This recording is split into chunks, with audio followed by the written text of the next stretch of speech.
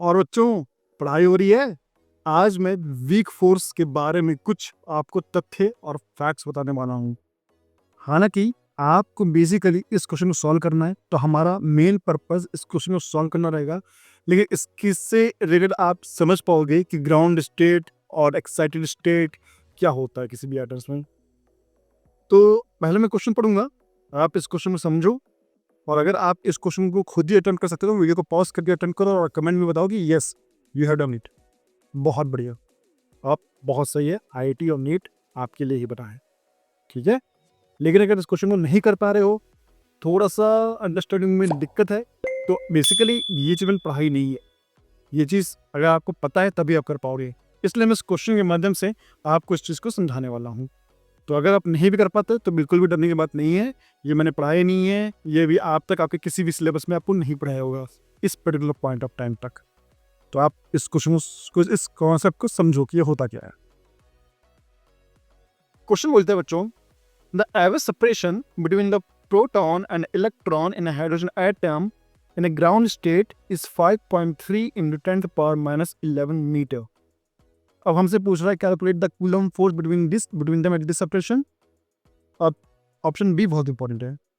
Option B बोलता है when the atom goes into its first excited state, the average separation between the proton and electron increases to 4 times its value in the ground state।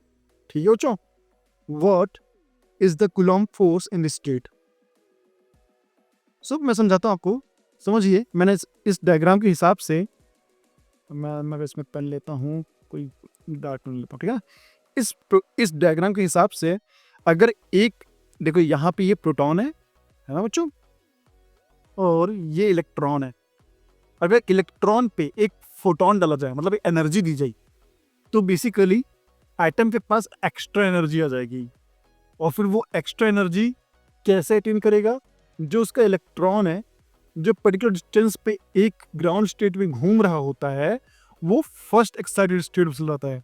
मतलब वो एक particular next orbit की तरफ चला जाता है, अपना डिस्टेंस प्रोटॉन से या न्यूक्लियस से बढ़ा लेता है ना।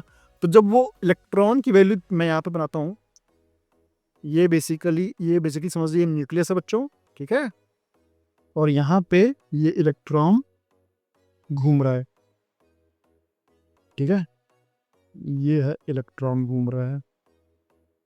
अगर हम इसको एनर्जी प्रोवाइड कर देंगे तो ये क्या करेगा बच्चों?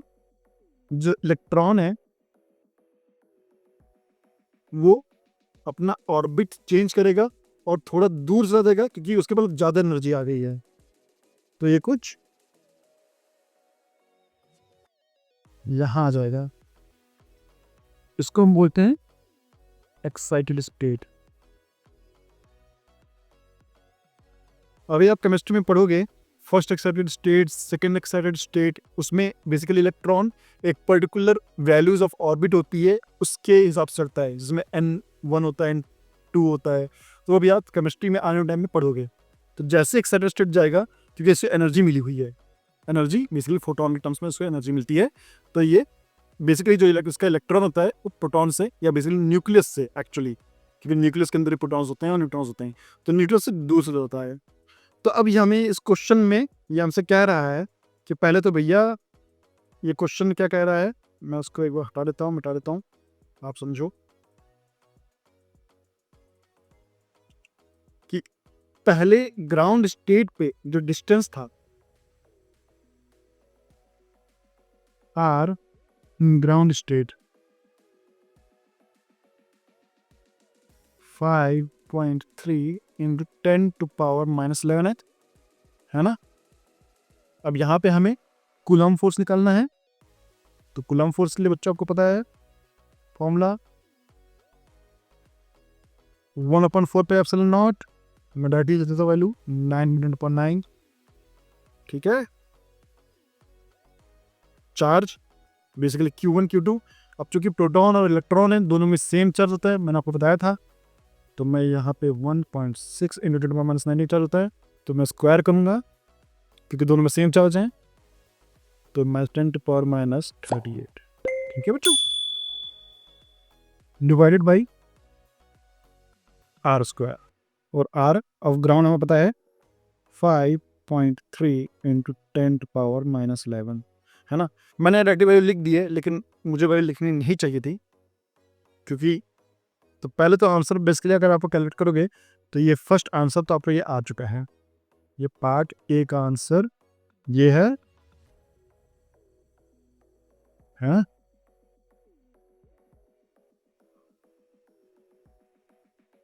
ये पार्ट ए का आंसर है।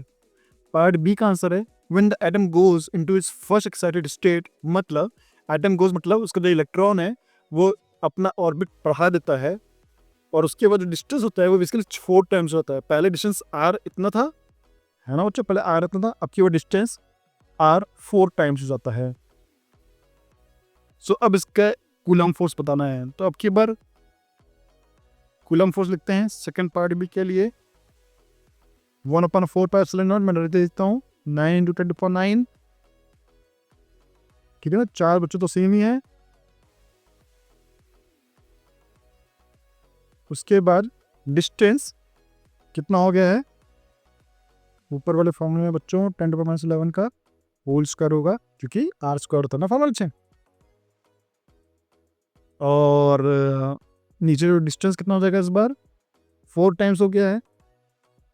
सो 4 × 5.3 × 10⁻11 का होल स्क्वायर, ठीक है। सो बेसिकली अब आप देखोगे तो ये जो वैल्यू है ये पार्ट बी की वैल्यू है ये।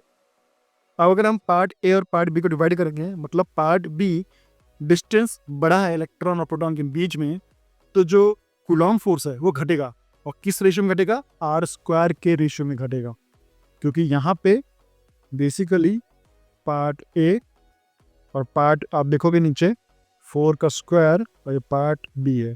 अगर हम रेशियो निकालेंगे पार्ट ए और पार्ट बी के आंसर में, सो बेसिकली कितना घटा है ये 1/16 टाइम्स रिड्यूस हुआ है, क्योंकि डिस्टेंस 4 टाइम्स बढ़ गया है। तो बेसिकली जब हम एनर्जी देते हैं तो वो अपने एक्साइटेड स्टेट में चला जाता है, क्योंकि उसके पास एक्स्ट्रा एनर्जी होती है, और उसको बेसिकली वो कैसे रिड्यूस करता है, बीच में कूलॉम फोर्स के जो अट्रैक्शन होता है दोनों के बीच में, उसको 1/16 टाइम्स या 1/r स्क्वायर के टर्म्स में उसे रिड्यूस करता है। और यही आपको मुझे समझाना था, है ना, क्योंकि आप ये क्वेश्चन बेसिकली आप केमिस्ट्री में आपका एक चैप्टर आएगा एक ग्राउंड स्टेट और एक्साइटेड स्टेट वाला, आपको वहाँ पे ये पढ़ने को मिलेगा। हालांकि इस क्वेश्चन से आपकी ओवरऑल अंडरस्टैंडिंग बननी चाहिए कि एटम्स काम कैसे करते हैं। अगर आपको ये वीडियो वीडियो या ये क्वेश्चन समझ में आया है तो आप मुझे थम्स अप करो कमेंट में, और नहीं आया है तो मुझे कमेंट करके बताओ कि कहाँ पे आपकी अंडरस्टैंडिंग लैग कर रही है। फिर मैं इस पूरे एक्साइटेड स्टेट और ग्राउंड स्टेट का एक फुल वीडियो आपको बना के दूंगा, ठीक है। चलो बच्चों, मिलते हैं नेक्स्ट वीडियो में, तब तक के लिए बाय।